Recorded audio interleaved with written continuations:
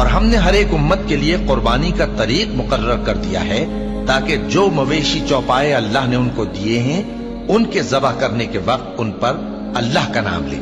سو تمہارا معبود ایک ہی ہے، تو اسی کے فرما بردار ہو جاؤ اور عاجزی کرنے والوں کو خوشخبری سنا دو۔ اور قربانی کے اونٹوں کو بھی ہم نے تمہارے لیے اللہ کے شعائر مقرر کیا ہے، ان میں تمہارے لیے فائدے ہیں، تو قربانی کرنے کے وقت قطار باندھ کر ان پر اللہ کا نام لو، پھر جب پہلو کے بل گر پڑے تو ان میں سے کھاؤ، اور قناعت سے بیٹھ رہنے والوں اور سوال کرنے والوں کو بھی کھلاؤ۔ اس طرح ہم نے ان کو تمہارے زیر فرمان کر دیا ہے تاکہ تم شکر کرو۔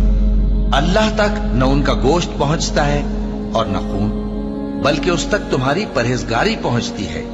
اسی طرح اللہ نے ان کو تمہارے زیر فرمان کر دیا ہے تاکہ اس بات کے بدلے کہ اس نے تم کو ہدایت بخشی ہے اسے بزرگی سے یاد کرو۔